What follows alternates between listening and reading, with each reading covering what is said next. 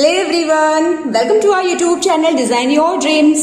आज की इस वीडियो में हम देखेंगे कि क्लास 1 के बच्चों को इंग्लिश में हमें किस तरह से अलग अलग टॉपिक्स की प्रैक्टिस करवानी चाहिए। साथ ही साथ हम ये भी जानेंगे कि जब भी हम कोई टॉपिक अपने बच्चों को सिखाते हैं तो उन्हें किस तरीके से हमें प्रैक्टिस करवाना चाहिए जिससे कि उन्हें कॉन्सेप्ट सही तरीके से समझ आए। इसके अलावा आप हमारे नए चैनल इंडियन किड्स पर भी जरूर विजिट करें, लिंक मैंने डिस्क्रिप्शन बॉक्स में दे रखा है। तो चलिए वीडियो को हम शुरू करते हैं। जैसे कि फर्स्ट वर्कशीट है, अंडरलाइन द सुटेबल दिस और दीज।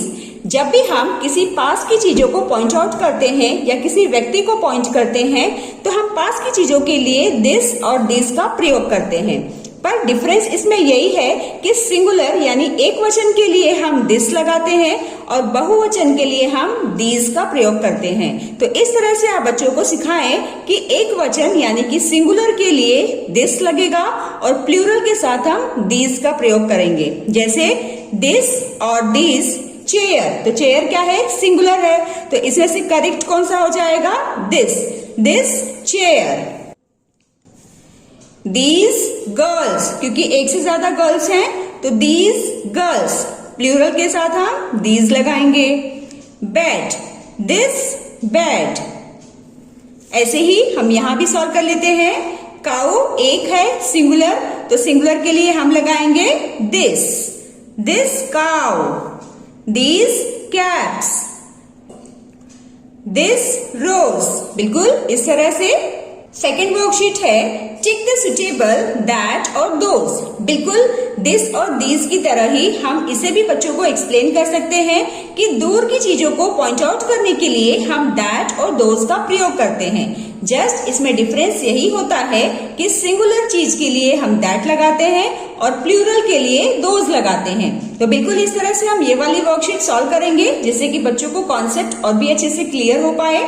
जैसे फर्स्ट है, those that house is beautiful. House एक है तो यहां पर हम लगाएंगे that house is beautiful.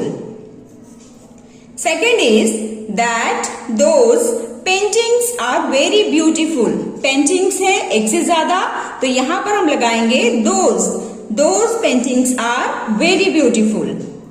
Bird is up in the sky.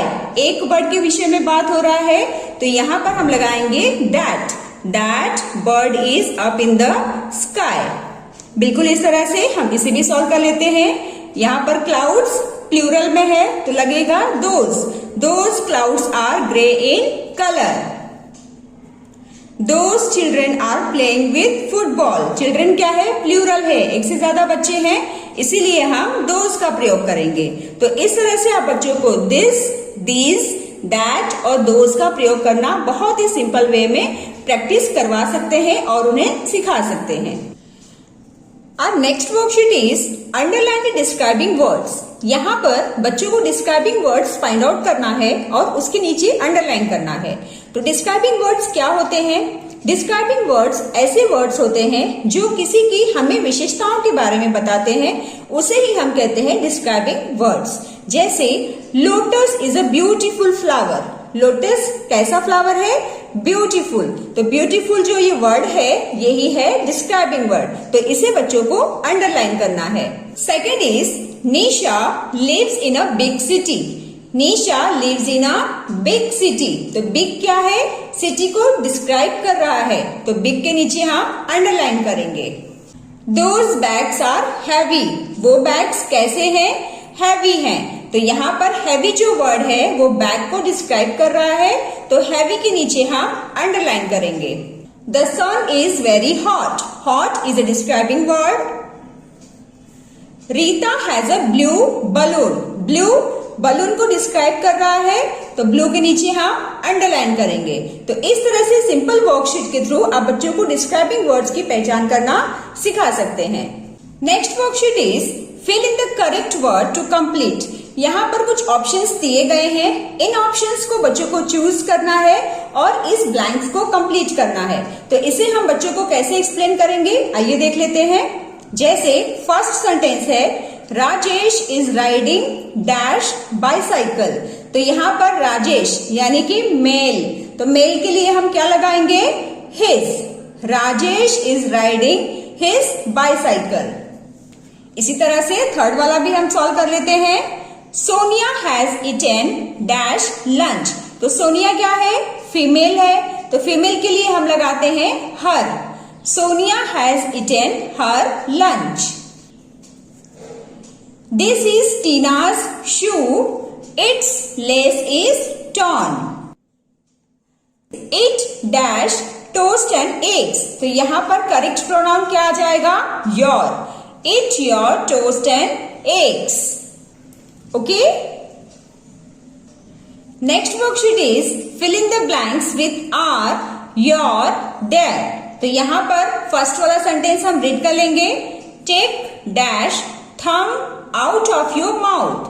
तो यहां पर क्या आ जाएगा? Take your thumb out of your mouth. Second is look at these children dash clothes are so dirty.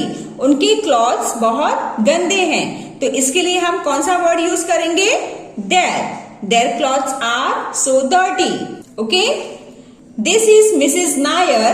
She is dash class teacher. She is our class teacher. ऐसे ही last में हम क्या लगाएंगे? Where are your notebooks? Mrs. Nair asked the class.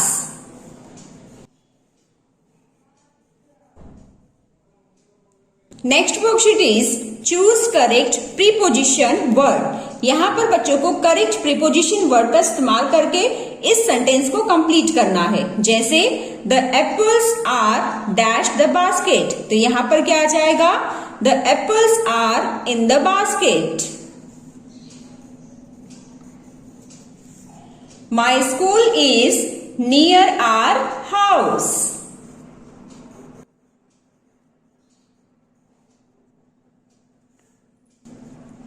The clown danced in front of a large crowd. Large crowd के सामने, तो in front of. Last one is let us hide dash the table. तो यहां पर कौन सा correct preposition आ जाएगा? Under. Let us hide under the table.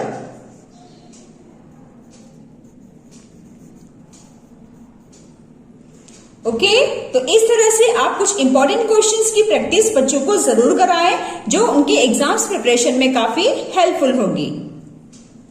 So dear friends, ये थी हमारी आज की वर्कशीट। आई होप आज की इस वीडियो से आप सभी को काफी हेल्प मिली होगी। तो चलिए मिलते हैं अब हम नेक्स्ट वीडियो में। Till then bye bye and take care.